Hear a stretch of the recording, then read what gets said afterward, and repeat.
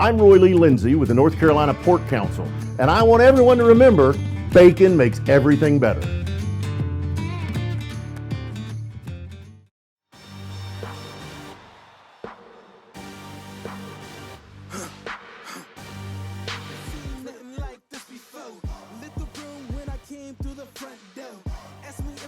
Welcome back into the fifth quarter here on the North Carolina Sports Network. It's the only show that you can find that has a former football coach for 40 years in the college and professional ranks and a former D1 director of athletics. That's the coach, Jim Collins, and me, Mike Waddell, right here on the North Carolina Sports Network every week. And, Coach, we have so much to talk about. We will review each of the 7 FBS programs and their weekend action. We will talk to Eric Lusk of NorthCarolinaFootballNews.com about the D2 and D3 action in the state this week. And then you and I will also go off the reservation, as we usually do in our second segment, when we talk about a variety of fun topics that are bounding about. But, Jim, this past weekend, I had a chance to go up and be a part of Black Saturday, the homecoming at Appalachian State, my 6th App State football game that I've seen this season, and it was a lot of fun to watch that.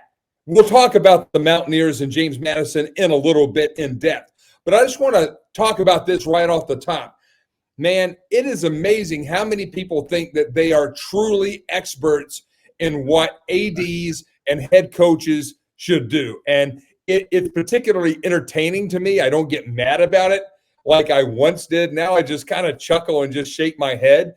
I would not go into somebody's insurance agency or their law firm or medical office and pretend to be an expert just because I watched something on YouTube.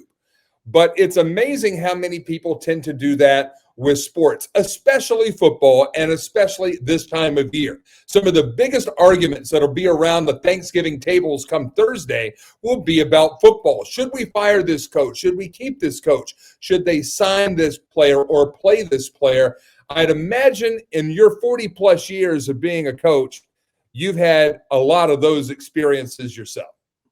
Well, no doubt, Mike. Everybody understands every single play, first down, second down, third down, RPOs, what cover 2 is, what cover 3 is, what man-to-man is, what a blitz is. Everybody that sits in the stands and watches on TV knows exactly what's going on and knows the situation and knows why that coach called that play, knows why that defense was called. They're all authorities on it. It's just like most of the people in our world right now could go into an operating room and tell the doctor what to do. Well, they obviously can't, but they think they can tell a coach what to do and they know more about what that coach is supposed to do than he should. So it's a bunch of crap, man. But that's what you deal with. That's the pressure of the game. So you deal with it. And it's a lot of fun. It makes college football the discussion point that it is right now. Let's get right into it. We have 7 FBS schools to talk about. Let's talk about your former employer, Duke University. Big win over Virginia Tech. 31-28 this week over at Wallace Wade Stadium. Malik Murphy, 3 touchdown passes to Eli, helping Duke to overcome 3 interceptions in that 31-28 win. Malik Murphy, it's feast or famine with this young man, and fortunately for Manny Diaz and the Blue Devils, it was more feast than the famine. Mike, let me just say this. The Blue Devils play great defense. If they didn't play great defense, there is no way they would be 8-3 at this point in time. I give Manny and his staff a great deal of credit. Hell, I give his offensive staff a great deal of credit because they are operating with and I'm going to go ahead and say it. They're operating with a quarterback that does not execute very well what they're asking him to do. He threw 3 touchdown passes, but at the same time, I don't know what his completion percentage was, but it was not great at that point in time. So I give Manny and his staff a great deal of credit. They're 8-3. And probably going to be 9-3 against a very frustrated Wake Forest team coming this week. And I'm sure that's something we'll talk about later on in the show. Man, the only blemish on Duke's home record at Wallace Wade, where they're 5-1 this year, is that overtime loss to SMU. So Manny Diaz, easily the top FBS coach in the state. You mentioned the Blue Devils will play Wake Forest coming up this weekend. Let's talk about those Demon Deacons. And Dave Clawson, we talk about him on a fairly regular basis. He has had a very frustrating year that did not get any easier this past weekend after Miami rolled the Deacs 42-14. And Cam Ward passed for 280 yards. He threw for 2 touchdowns. He is playing pretty good football, and the Hurricanes are 10-1, 6-1. They only need to go to Syracuse and win in the Dome against first-year coach Fran Brown and former Buckeye quarterback Kyle McCord this weekend. But Wake Forest, they just have not been able to get anything really consistent going during this 2024 season. It has to be very frustrating for Dave Clawson, who just a few years ago was the best of the 4 Big Four teams here in the state of North Carolina. I thought as we went through the years with COVID and that period of time, I thought Dave Clawson and his staff did the best job of managing their roster. They were playing with 5th year, 6th year, and 7th year players, so they really did a great job. And let me say this now: they have a really good coaching staff. They do a great job offensively. Brad Lambert on defense has always done an excellent job. They're just up against a situation at this point in time where they don't have enough talent, number one, and the talent that they have is young. They've had injuries. They are turning the football over more than they have in their history, and they have more penalties than they have in their history when they were really good. So let's just face it, it's hard to win games this day and time, or any time, if you can't run it to some degree, and if you can't stop the run, and if you turn it over, it's extremely difficult. And if you have pre-snap and post-snap penalties, it's hard to win, man. It's without a doubt. Dave Clawson's as good a football coach as there is in this league. He really is. And you bring up a great point. It is hard to win a football game. I think that's the toughest thing for people who have never coached, who have never worked on the inside and dealt with the day-to-day elements that produce winning football or winning sports of any kind can get. Now, I put the media in that room as well. I tell you, I sit in press boxes. I try to avoid press boxes. The random media folks who think that they know something, it's a very small percentage. And they say, well, because of this stat and this stat, we have to do this and this and this, and this guy is wrong if he doesn't. They have no idea. They really don't have any idea of what goes into making the decision about firing a coach. I've done that. I did that for 28 years. And it is a tough thing because you have to weigh so many intangibles when going through that thing. And right now for Dave Clawson, we'll go back to him for a second. The Deacs are 4-7, 2-5. They have no shot of going to the postseason this year. And I would tell you, I would think that Wake Forest, out of the 7 FBS programs in the state of North Carolina, is probably the most challenged, even though they have some of the best facilities, due to super donor for the Demon Deacons, former Dallas Cowboy Bob McCrary, who has done a great job, not only as a businessman in building up McCrary Modern Furniture back in Catawba County, where I'm from. I know Bob pretty well. But, man, I tell you, I really feel for Coach Clawson because he's a brilliant football coach, did such a great job at Bowling Green back when MAC football still mattered. But it's really hard to look at the future of Wake Forest football and say, man, this is a program that is on the way up instead of on the way down, or maybe even just stalling right there in the middle of purgatory. Well, you know that the thing is, Mike, and I think we have excellent coaches in the state at our schools that are Division I, but they're facing some uphill battles right now with the landscape of what college football is all about at this point in time. I guess I sound like a broken record but I bring it up every week. It's all about money. I think these coaches do an excellent job preparing and staying in games overall. Now there's some situations where you wish you had called this play and you wish you had done this and done that. That we all have our regrets in what we do in coaching. I'll tell you this quick story, and I'll abbreviate it. When I was coaching at the University of Florida, I was out with our beat writers one night, and we were having a couple of beers, and I asked our beat writers, and I may have told this story before. I asked our beat writer to say, I said, do me a favor, draw up your favorite zone coverage. He said, Jim, I can't do that. I said, okay, you're a man-to-man guy. I said, draw up your favorite man coverage. He said, Jim, I can't do that. I said, oh, you're a blitz guy. I said, draw up your favorite blitz then. He said, Jim, I can't do that. And I said, why in the hell are you giving me a grade every Sunday? Because you don't even know what the hell is going on. He said, because I can. It sells newspapers. That's when we were selling newspapers rather than time on computers at that point in time. Interesting story, is it not? It absolutely is. When you talk about those quarterbacks, in the Big Four, you have Malik Murphy at Duke, Hank Botmeyer at Wake Forest.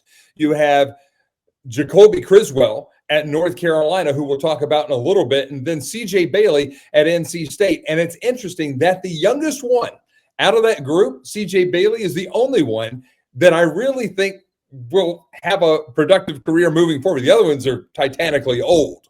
But C.J. Bailey has some real opportunity to keep improving. And that's where, when you look at NC State, as we turn our attention now to Dave Doran's Wolfpack, losers to Georgia Tech on Thursday night, 30-29 in a real shootout.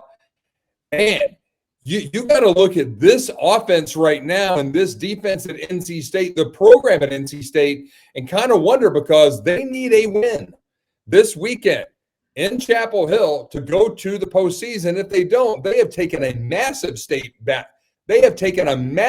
step backwards here in 2024, in my opinion. What about you? Well, there's no doubt they're going from nine wins annually to where they're at 5-6 at this point, and need a win in Chapel Hill against North Carolina on Saturday to make themselves bowl eligible. It's been a very frustrating year for the Wolfpack, and I have friends on that staff, and I feel for them because I know they're coaching their asses off. But all of a sudden, you're playing with a freshman quarterback who has a great upside. They're struggling to run the football. For some reason, they're having pre-snap penalties at this point in time, and again, they're turning the ball over. So that's a recipe for losing. That's a recipe for struggling to win games. So I'm sure they're going to try to address those things as they prepare to play North Carolina this week. But still, they've got some real challenges on their hands as we close in on the end of the season here. When you look at NC State, Robert Anai is under pressure right now as their offensive coordinator, but he was able to put up 29 points. Tony Gibson, on your side of the ball, the defensive side, is long heralded as being a tremendous mind. Dave Doran, in his post-game press conference on Thursday night, in the post-game for the Wolfpack, was giving a lot of praise to Tony Gibson's defense. But, man, they gave up that score in the last 90 seconds to Georgia Tech pretty easy. Well, that's the frustrating part of coaching, Mike. And I know this is going to sound like an excuse, but you do your best. I don't know of any coach that has the ability to call your way into success. You try to make the very best call in the situation to stop the opponent's offense. But I've said this before on this show. Players play, coaches coach. You hope that, you don't hope. You prepare yourself and you install a game plan and you work on it, whatever their schedule is during the week, Tuesday, Wednesday, Thursday, Friday, and then you go play on Saturday, and it's up to the players to execute. Because guess what? I'm standing on the sidelines over there. I'm not going to play a play. The only thing that I may not have done, I may not have prepared that player well enough to play in that situation during the game. If I didn't, then you need to fire my ass, okay? But for somebody that's sitting in the stands on row 50 at at the 45-yard line to decide whether I know what I'm doing or not is a bunch of crap, because they don't know whether it's cover 2, cover 3, or whatever it is. So those guys are coaching their butt off. Sometimes it just doesn't work because you don't have the right people trying to execute it at the right time. The opponent for NC State coming up on Saturday will be the University of North Carolina. They go to Boston over the weekend, playing that noon game on the ACC network, and they got thumped. They got thumped hard, 41-21. Bill O'Brien is a great football coach, and he's building a solid NFL model football program there in Chestnut Hill. Omarion Hampton only 11 carries for 53 yards after running for more than 200 yards the previous week for Matt Brown and the Tar Heels. In the post-game press conference, and you can go to our website, ncsportsnetwork.com, or to our incredible YouTube channel now with over 26,000 subscribers, and see some of the post-game comments from the Tar Heel head coach. And I was surprised to see him when he was quizzed by one of the Carolina beat clickers out there about why Omarion Hampton did not get more action in the game. Matt Brown's response was, well, I guess that's why you talked to Chip on Monday. I'll talk to him tomorrow. I think we needed to get them off the field, and we didn't defensively enough. And then when we got out there on offense, we got frustrated early and really did a poor job. Giving the ball to Omarion was an option, but you didn't go that way. What is the explanation for some of those? I think that's why you talked to Chip on Monday. I'll talk to him tomorrow. What are your thoughts on some of those decisions? I'd have to go back and look at every one of them. To me, that was a very odd response by the veteran Hall of Famer head coach Matt Brown of North Carolina. It was very surprising to me because Omarion Hampton is the best player on the North Carolina team offensively, without a doubt. You find ways to get him the ball in a variety of ways and get him in open spaces. And even not even in open spaces, but you give him the opportunity to break tackles and to gain yards for them. North Carolina got behind early, and give Boston College a great deal of credit. Now they had a nice plan for stopping the run, and the other thing they did is they tackled very well at the line of scrimmage, whereas a lot of people out there have hit Omarion at or behind the line of scrimmage, but he's gained yards after the initial contact. His initial contact was tackled him in a lot of occasions on Saturday, and his yards after contact were very limited in the number of opportunities that he had. So when you get behind in the score and then all of a sudden things are not working, then you make other decisions on how you can make plays. But you got to find ways to get the ball to your best player in some way in open spaces. Throw it to him. Get him the ball in different ways. So I think, yes, they needed to feed him the ball a little bit more than they did. In sports, we talk a lot about impact players who make a positive difference. When it comes to our state's economy, the North Carolina pork industry is a true MVP. Each year, the pork industry plays an important role in supporting rural communities across our state. It contributes more than $10 billion a year to the North Carolina economy and supports more than 44,000 jobs. Learn more about their positive impact at ncpork.org. The North Carolina Pork Council, the foundational partner of the North Carolina Sports Network. Michael Berard, Managing Director Investments with the Founders Group at Stifel, works with a select group of high net worth individuals and institutions to develop and implement investment plans tailored to their specific objectives and risk tolerances. If you are interested in highly personalized, well-researched guidance and outstanding personal service, you can contact Michael at 984-364-2002. That's 984-364-2002. Stifel Nicholas and Company Incorporated, member SIPC and NYSE.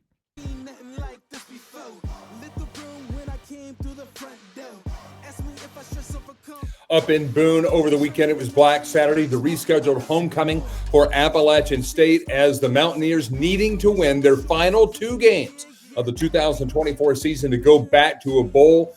and they get the first part of that on Saturday against James Madison, 34-20. Again, the Mountaineers, I've seen a lot of their games this year. They start incredibly slow, but they came through and really lured James Madison into some traps, and it was an overall team performance for Sean Clark's Mountaineers. They now go into Hate Week, their arch rival game with Georgia Southern coming up this weekend down in Statesboro, and that game will determine the fate of Appalachian State, whether or not they go on to a bowl game or if their season is over. But boy, Appalachian State, you talk about it being hard to win a football game. Appalachian State this year has gone through the death of a player in the spring. 9 starters are out for the season due to injury. They have also gone through a once-in-a-100-year type of natural disaster in Hurricane Helene, but they keep coming back strong. And just like East Carolina, who we'll talk about a little bit later, well, I tell you, some of the best coaching this year in state has been done by these FBS coaches in Boone and especially in Greenville with Blake Harrell. But back to Appalachian State for a moment.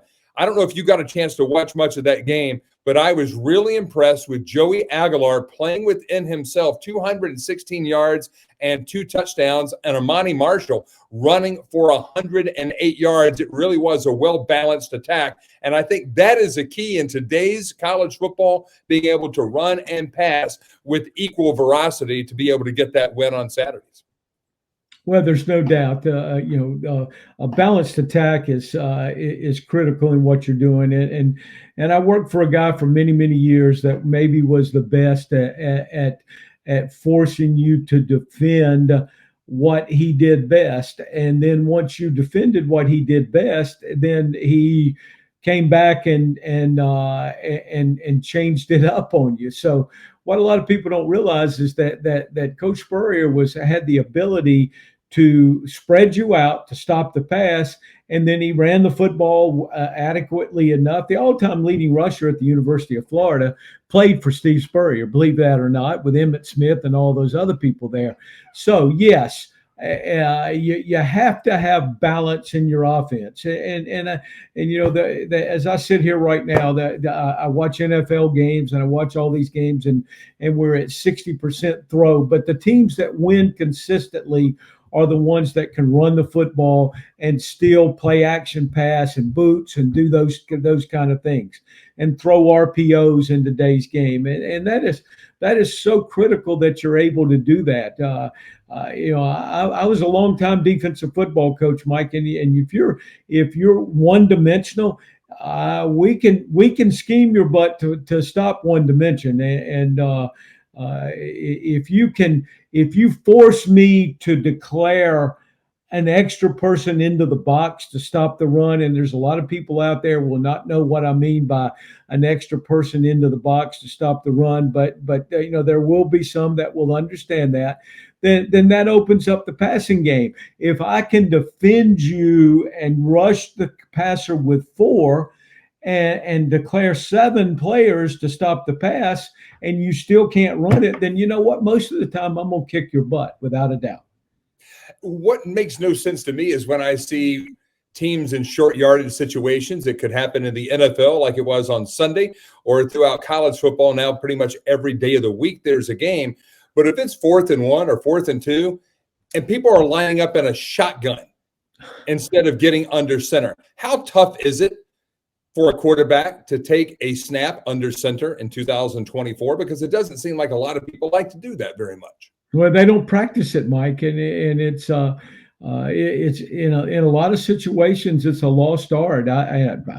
As a defensive perspective, I like it when you hand it off 5 yards deep. I really do in a short yardage situation, and obviously we're in so much different scheme wise now with blocking and with zone schemes and pin and pull schemes and all those things. And if we want to do a show to explain zone blocking and explain pin and pull schemes, you know, I'll get a board in here sometime and do that.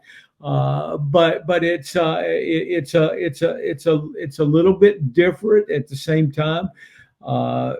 even when we were under center with the quarterback, especially on 3rd and 1s, 4th and 1s, it takes the idea away of the quarterback sneak and those things. But even when we were in those days, we were still handing it off to a tailback that was anywhere from 4 to 6 yards deep. But the difference being is that his ass was coming downhill on the snap to take the handoff at that point in time. A lot of times now he's stepping laterally before he goes downhill.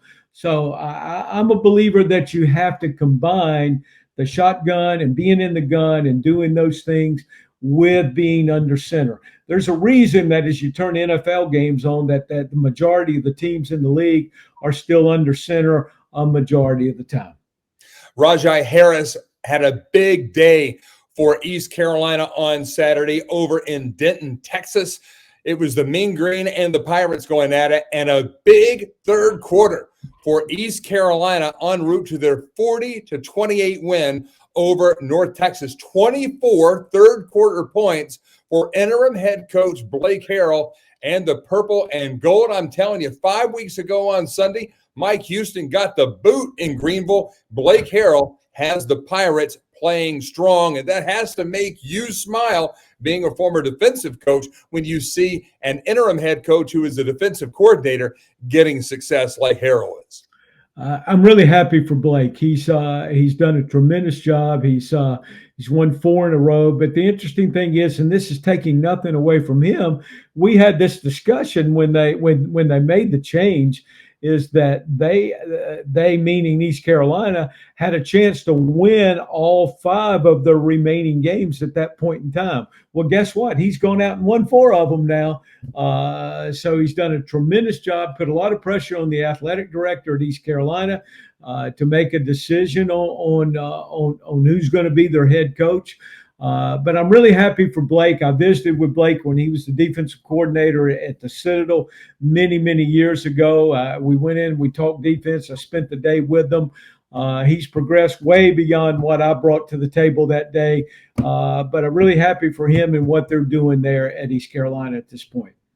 Pirates will look to get their 8th win of the season coming up this weekend as they match up against Navy. It's a naval battle right there. Pirates against the Navy. Yeah. Man, you just know Blake Harrell wants to come out and says, "Who the captain now?" I think that would be a lot of fun. And being a former Army Black Knights play-by-play voice, I am all in on East Carolina to beat Navy. The other team I'm all in right now, man, I am all in with Tim Brewster and the Charlotte 49ers. 39-27 winners over Florida Atlantic. Florida Atlantic fires their head football coach, Tom Herman. Boy, you talk about an incredible dive in a career. Tom Herman goes from being the head coach at Texas and being the flavor of the month to being the head coach at Florida Atlantic, trying to resurrect his career, and now he is unemployed. Tim Brewster, he has a way about him. We both know Brew very well. There is not a more silver-tongued devil out there on the recruiting circuit than Tim Brewster. And he is the type of guy that I think Mike Hill ought to take a long look at, because he will build that recruiting brand at UNC Charlotte, and maybe the only guy that could. And we'll talk about that in our next segment. But a really impressive win, 39-27 for the 49ers. He really does. And first opportunity for Tim to be a head coach in a long, long time. He was a head coach many, many years ago in the Big Ten. And, Tim will do a nice job. But really, really good for them for Charlotte to get a big win there. That is Jim Collins. I am Mike Waddell, and you are tuned into the 5th quarter. When we come back, we're going to talk about some of the big picture items right now in college football. And then in our final segment, still to come, we have the editor-in-chief of NorthCarolinaFootballNews.com, Eric Lusk. That's coming up next, right here on the North Carolina Sports Network. This segment brought to you by our great friends at Atlantic Tire and Service, where DG and his family take all of their vehicles for routine maintenance, service needs, and a world-class selection of new tires. Atlantic Tire and Service, your one-stop tire and auto repair provider with highly trained technicians and a sales and support staff that are second to none. They've grown to 6 Triangle area locations, 2 in Raleigh, 2 in Cary, 1 in Durham, and 1 in Wake Forest. You can learn more online at AtlanticTireOnline.com. The Lawson Insurance Group in Raleigh is a family-owned business led by 3 actual brothers who happen to be huge sports fans: Ken Lawson, Miller Lawson, and Michael Lawson. I know these guys, I trust these guys, and I send these guys my own insurance business and that of my family. The next time you have insurance needs, I hope you'll do the same. The Lawson Insurance Group is known for its commitment to community and its dedication to ensuring that North Carolinians and their businesses are prepared for life's inevitable challenges, with the reminder that as a high street insurance partner, Lawson Insurance Group offers local expertise and support that, combined with High Street's extensive national resources, means more choice and support for you as their client. To learn more, search Lawson Insurance Group online. The Lawson Insurance website will be the first link that pops up.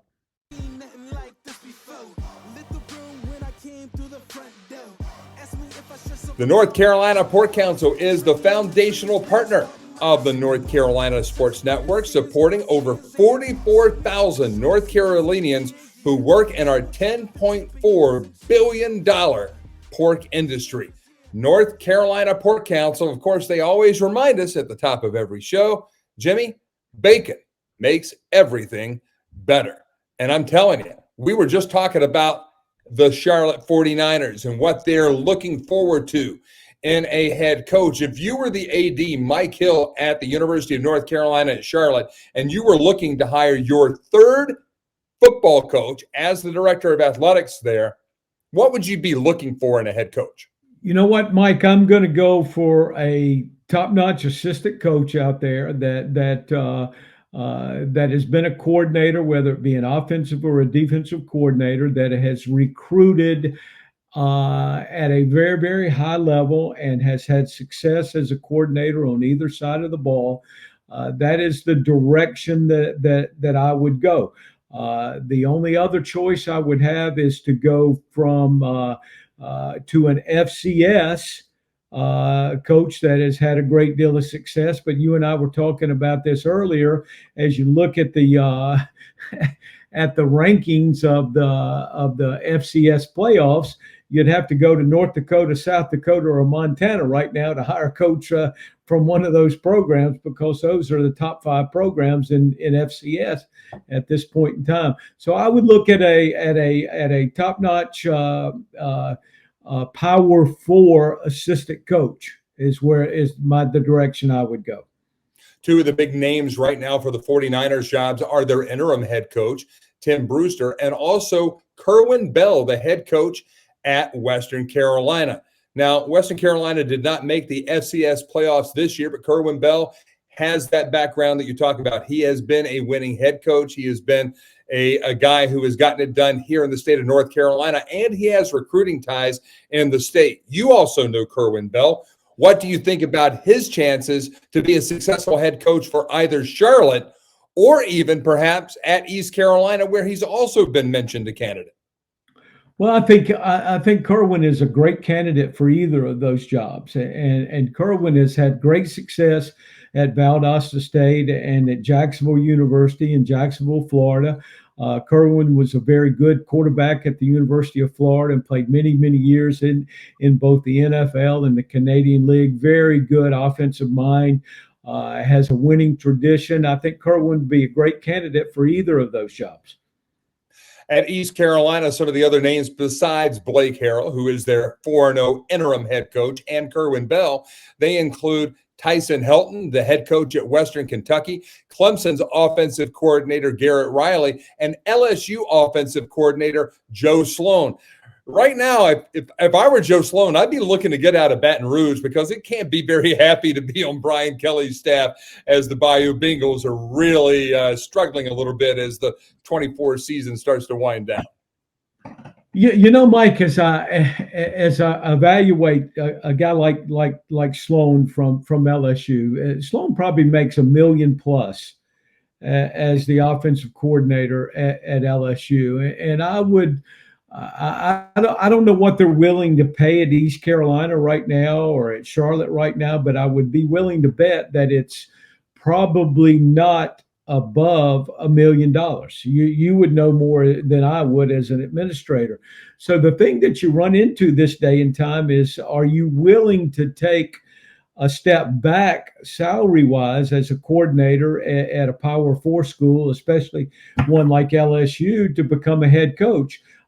Most people would say yes, that you should be willing to do that if you have confidence in your ability, that you think you can rebuild a program and grow it at that point in time. But at the same time now, these coordinator jobs at these type schools, they pay a lot of money now. So when we're talking about non-Power 5 jobs now, you better be ready to pony up some money.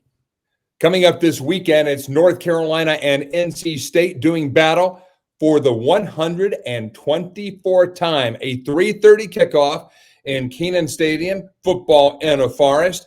And I have to ask you, Jim, you've worked for Mack Brown. You've been on the staff at North Carolina. You never worked at NC State, but this is the top football rivalry in the state of North Carolina. How do you tell, without being specific to either program, unless you choose to go there, how do you tell when programs are stalled? Because a lot of the alumni from NC State and North Carolina would contend that they're not where they need to be right now. So without getting specific, what are the signs that you look at to see if a program is truly moving forward or if they've stalled, if not going back? Well, Mike, I think the first thing that you have to look at is, where are we wins and losses? If we're moving forward and we're continuing to maintain a winning progression, then obviously we're moving forward at that point in time. If we're regressing in where we are and that we've got a chance to win less games,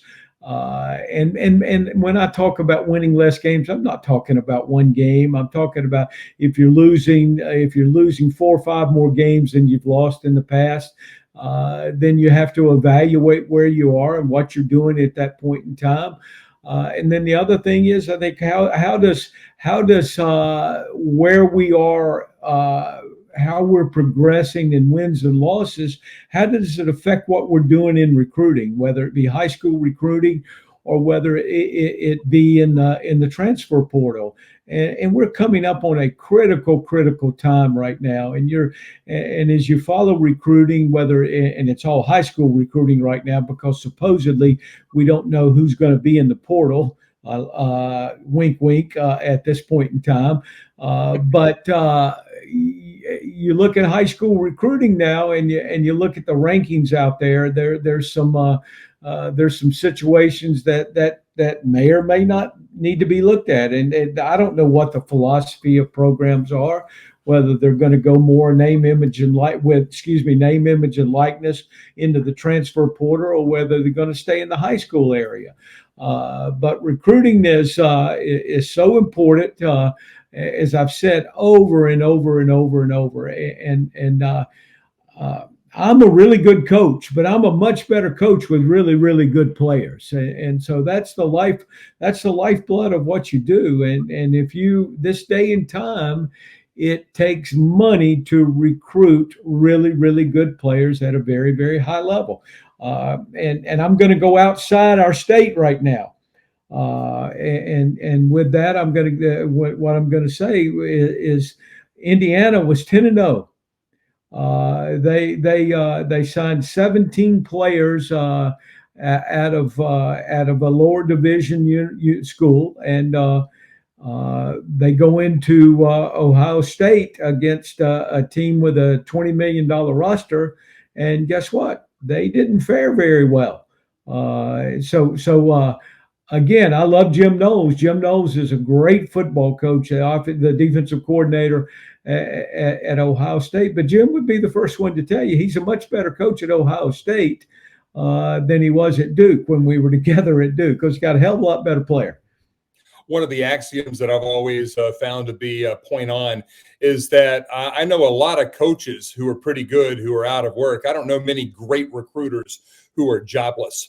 And when you look at both North Carolina and NC State, Dave Doran has made a habit of getting some really strong in-state talent to come to Raleigh. And most notable would be Peyton Wilson, who he got to flip from North Carolina. The Tar Heels, at the beginning of Matt Brown's second tenure in Chapel Hill, were a top 15 national recruiting class. The Tar Heels are now on the brink of going into the 80s with their recruiting class for this coming season. They have lost several recruits who have flipped to other schools.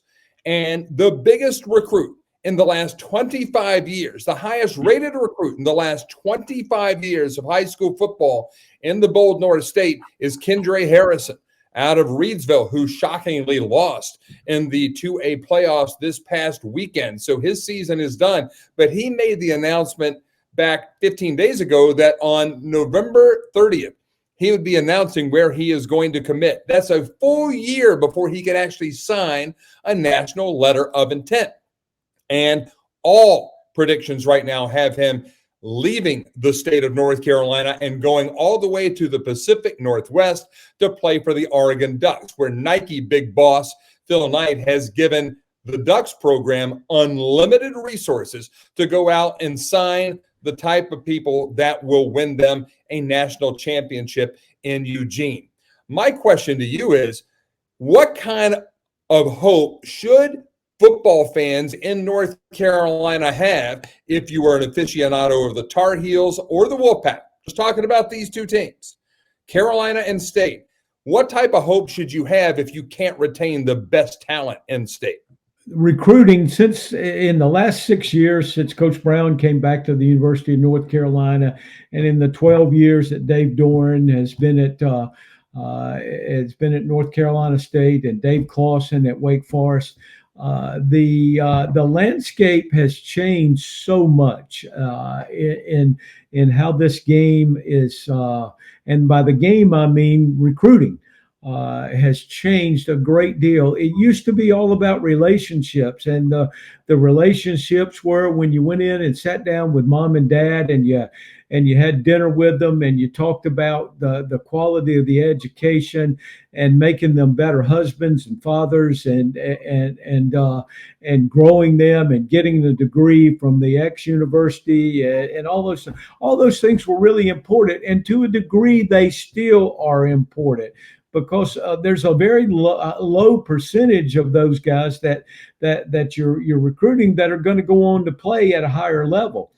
But what has become a major issue, and really, to be honest with you, probably drove Nick Saban out of the business and drove the Virginia basketball coach out of the business, is that when you sit down and you start talking about all the things that the university can do for a player, and the first thing they ask you, well, how much money are you going to pay me?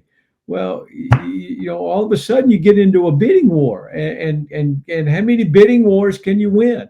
I don't know about the finances at the University of North Carolina or at North Carolina State or Wake or Duke or any of them, but I would be willing to bet this: they don't have the same finances for football that they do at Ohio State, at Alabama, at Georgia, and places like that, at the University of Texas.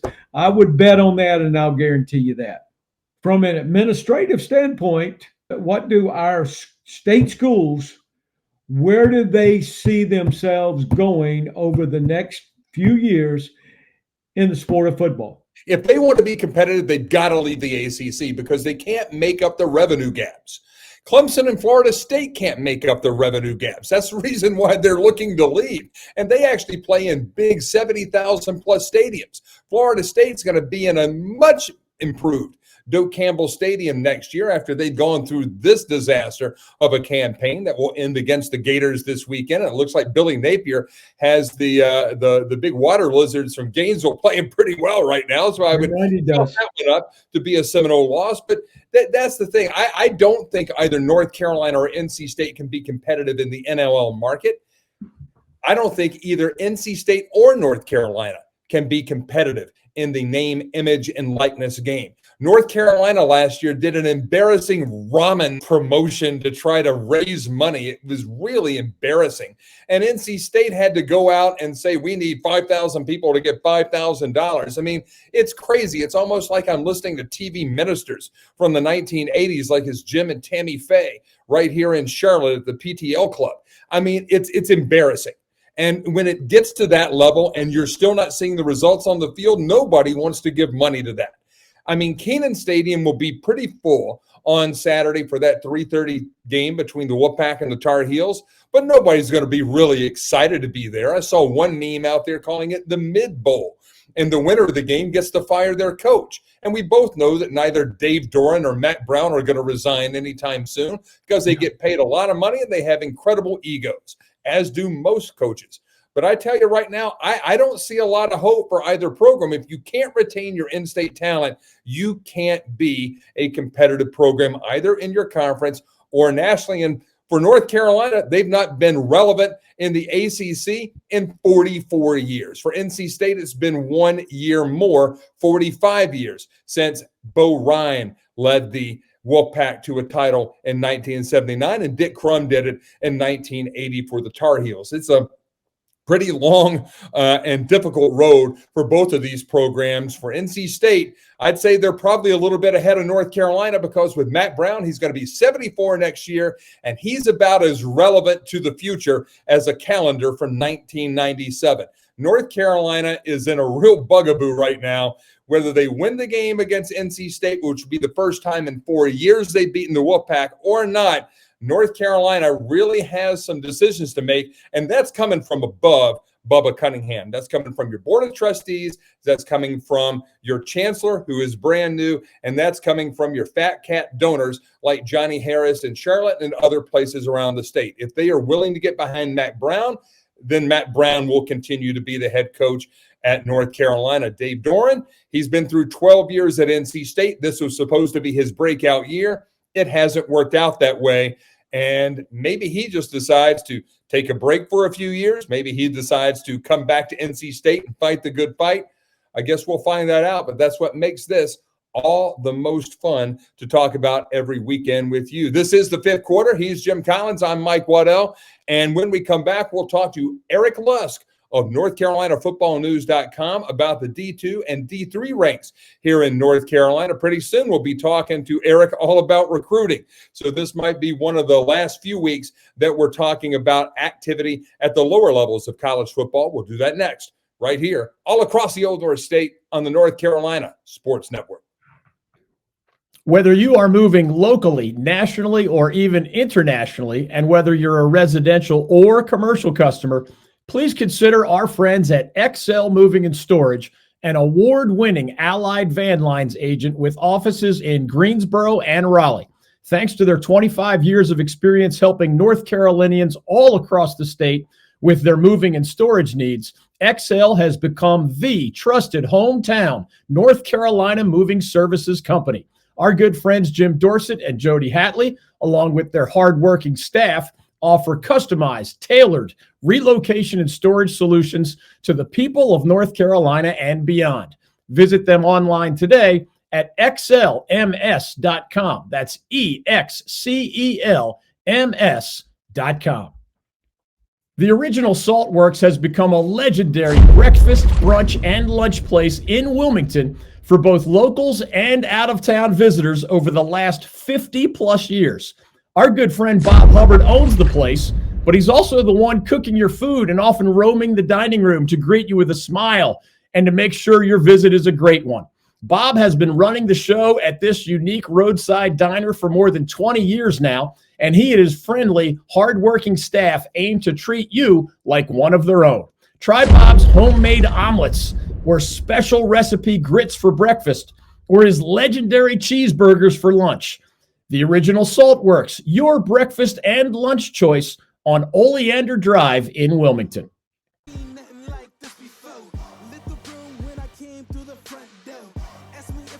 The best place to get your information for football news here in North Carolina is NorthCarolinaFootballNews.com. And every week here on the fifth quarter, we get a chance to visit with the editor-in-chief and the founder of NorthCarolinaFootballNews.com. It's veteran reporter and super media czar, Eric Lusk.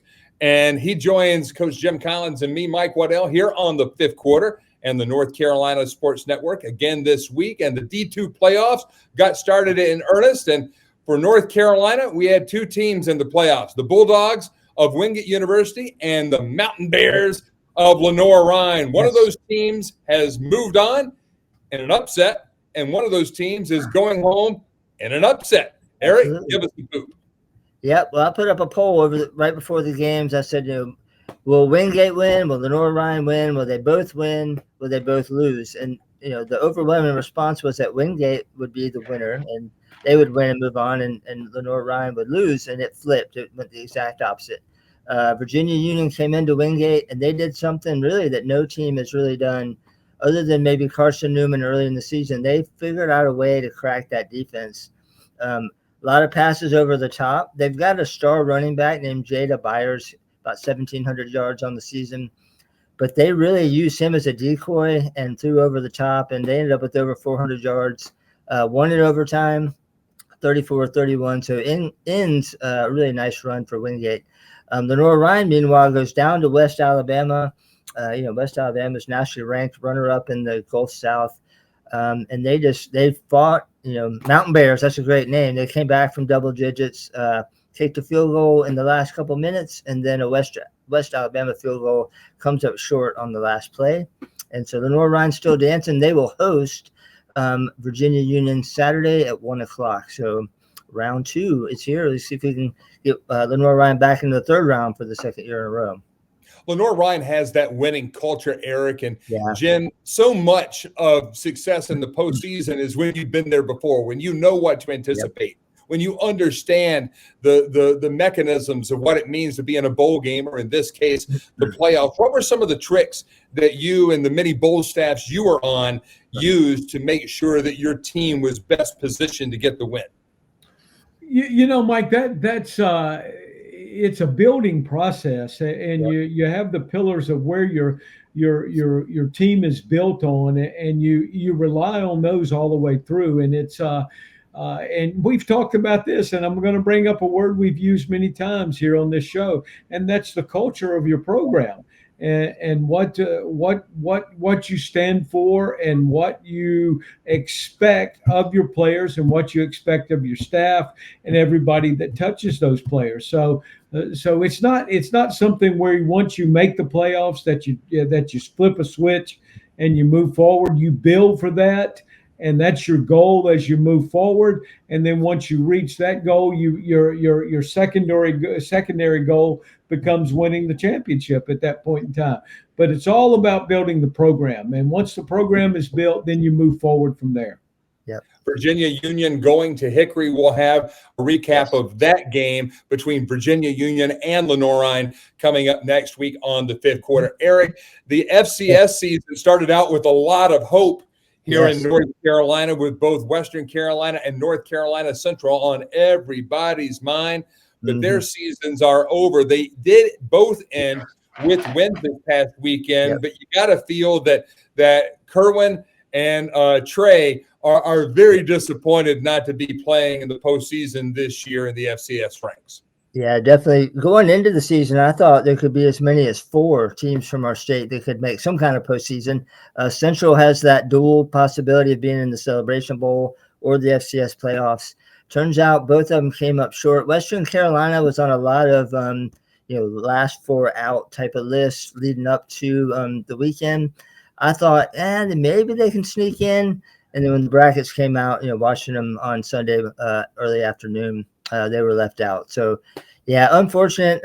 Elon, I think there's a team, if they could play right now, they would be a handful, because there you go, Coach. I see it. But they've won 4 in a row to end the season. They just kind of got off to that sluggish start, had some injury issues going on, but they finished strong. I would say, they would be a team that could contend with anybody at this point in time. Well, you got to give Trish and his staff a great deal of credit. They're sitting there at 2-6, and they win the last 4 in a row to finish 6-6. So great job by my alma mater there. So I'm really happy for them, and happy for the players and the staff there. Absolutely. And really attribute back to the Trisciani culture, because when you are 2-6, you ain't got a lot of stuff to play for. You have to play for your brothers on either side of you in the locker room.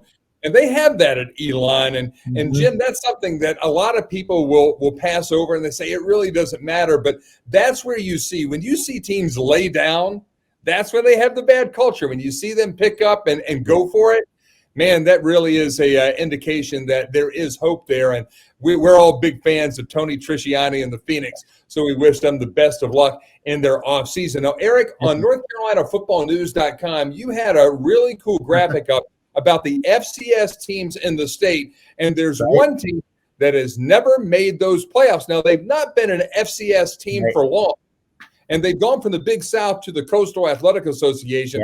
But the Campbell Camels made a move last year. They said goodbye to veteran head coach and former Carolina Panther and Nebraska Cornhusker national champion Mike Minter. They brought back Braxton Harris, who had been a defensive assistant for Mike Minter in the 2022 season. And the Camels went backwards in a league that has 4 teams in the FCS playoffs. Does Campbell have a shot to ever be truly relevant in the CAA? Did they make a mistake in leaving the Big South Conference? Yeah, I've wondered that too. Even I wondered that about them and North Carolina A&T both, about being in such a, just getting swallowed up in such a big league. Coach, you mentioned it in your earlier thing that it takes time to build a culture, and Campbell is still pretty brand new. Just like Charlotte, they're still pretty new to big time, higher levels of football. So I would say this would be, if they're going to do it, it's got to be a long game, and it's got to be something that, hopefully they've talked about this, playing the long game and making an investment in it, because otherwise, you're going to be team 18 out of 18 or whatever if you don't really put the investment into it. So it'd be interesting to watch where they go from here, how the recruiting goes. They've had some good recruiting classes, just haven't really translated that into on the field yet. Back-to-back #1 recruiting classes in FCS for the Campbell Camels, one under Minter, one under Harris. And the thing is that they're all built on portal signees. While they lost probably the best player in the history of Campbell football, and Hodge Malik Williams, who is now the quarterback of the 9-2 UNLV Running Rebels. This is a real bugaboo, because when you're at the FCS level, and we've all talked about this off the air, when you're at the FCS level, there is no hope of any big money in the postseason. You lose money playing the FCS playoffs. Just like if you're a group of 5 team, you lose money going to these bowl games. You lose money. There is no ifs, ands, or buts about it. The first year that we went to a BCS bowl game at Cincinnati, we're playing in the Orange Bowl against Virginia Tech and Tyrod Taylor, and we lost money because you have to sell so many tickets. We'll get into that. We're going to have Nick Carparelli on here in a few weeks. He's the head of the bowl season, and we will talk to him about all of it goes into bowl games. But for Campbell, I would really think Campbell would be a much better athletics department if they would focus on baseball and basketball. The only sport that Campbell has that can truly make money is basketball. They started as a Pioneer League team or a Division I non-scholarship football brand, much like Davidson. Davidson has their priorities in line. It seems like Campbell has a what my dad would call a shotgun mouth and a BB ass when it comes to their athletics entitlement. Yeah, I mean, you mentioned Davidson. I think they know who they are, and they recruit to a certain identity. They're high academics. They also have a very unique offense that they can recruit to. And they've become a competitive program within the Pioneer. I don't know if you're a Campbell trying to compete, with the big boys in the CAA, if you've got to have something unique about you, offensive plan or something like that. Yeah, it's rough, and college sports is dog eat dog, and as we're seeing it, and the problem is you do produce somebody like a Hodge Malik Williams, and then they're going to head off to the to bigger pastures. So that's a tough place. Let me ask you this, Eric. How many FBS and FCS schools are there in the state of North Carolina? 7 of each, 7 FBS and 7 FCS. So there's 14 upper level schools in the state of North Carolina. How does that compare with our surrounding states? I was kind of looking at that before I came on.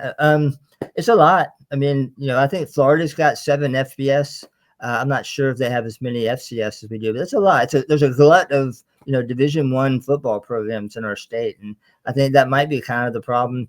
you've got so many people competing, especially FCS, competing for maybe that second tier player.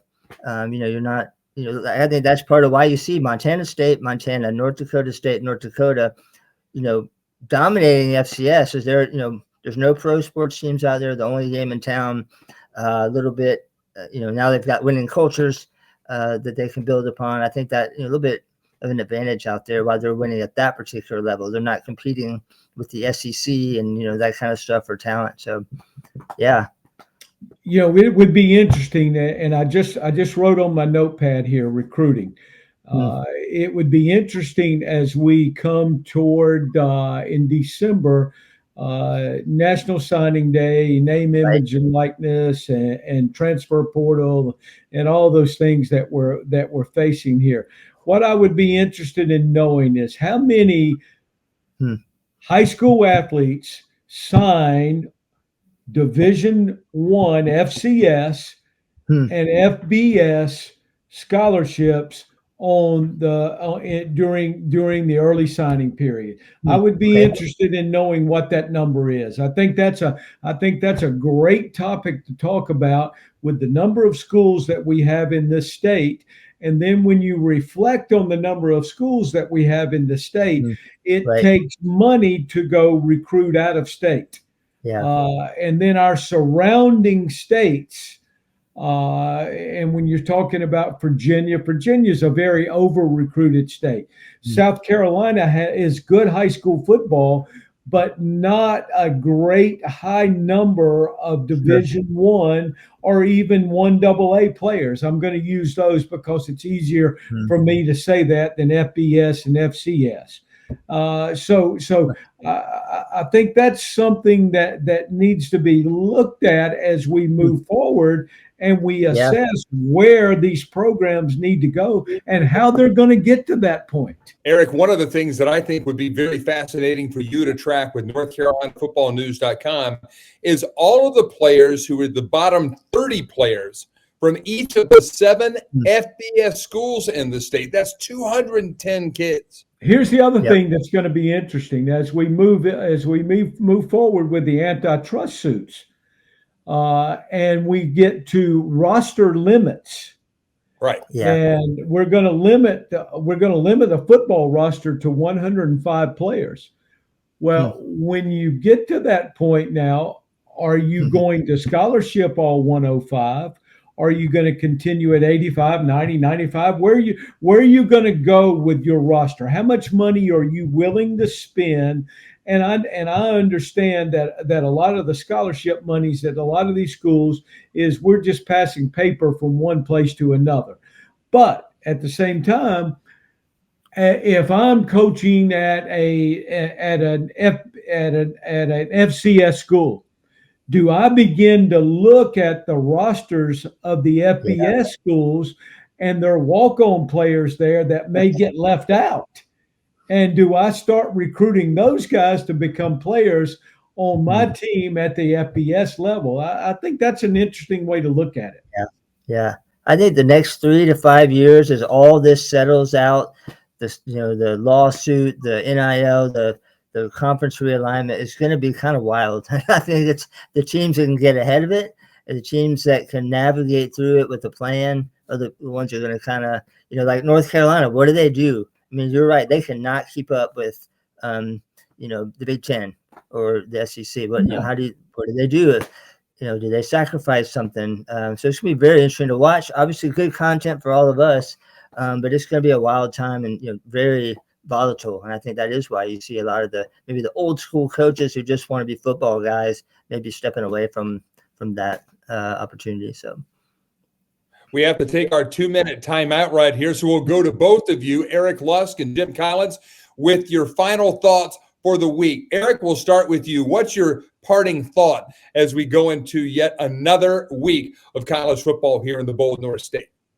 Well, we're down to one, small school team left in our state, which is Lenore-Ryan. So, be thinking a lot about them this week, seeing if they can keep dancing. And then, of course, you've got State Carolina. So this is the week where, family's divided and all that good stuff. My family's divided. So interesting Thanksgiving dinners we'll be having.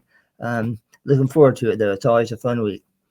Jim, I know you're excited that North Carolina, NC State, and Duke and Wake, the Big Four, are all playing each other in the final week of the regular season. That really does go back to some historical times and just puts the focus back on in-state FBS powerhouses. What are your thoughts on that? Well, it's interesting, Mike, that you say that, because I just wrote down on my notepad here, State versus UNC and Duke versus Wake. We go back old school now. I was in this league many years ago. I'm old as dirt right now. So I've been around the ACC for a long time, back into the 80s, when we used to always finish the season with Duke, North Carolina, and we played State, Wake, and North Carolina when I was at Duke all those years were our last 3 games. So we're back to some of that tradition now with the ACC Power 4 in the state of North Carolina playing each other. So it'll be interesting to watch this weekend as we go to what I'm going to refer to as rivalry weekend. There you go. It will be a lot of fun to see how it comes. We'll be back next week to talk about week 14 in college football here in the Old North State. Of course, our foundational partner of the North Carolina Sports Network is the North Carolina Pork Council, supporting over 44,000 North Carolinians who work in the pork industry that contributes $10.4 billion to our state's economy.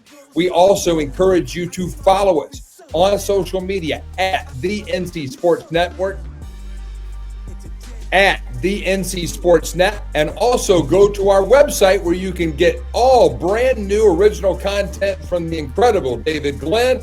That is ncsportsnetwork.com. We look forward to talking football with you. Coming soon, we're going to be talking basketball and then baseball. Stay tuned for our new plans coming to you. We're going to launch right after the new year in 2025. But for now, for the coach, Jim Collins, and Eric Lusk of NorthCarolinaFootballNews.com, I'm Mike Waddell signing off right here on the 5th quarter, all across the Old North State from Murphy to Manteo on the North Carolina Sports Network.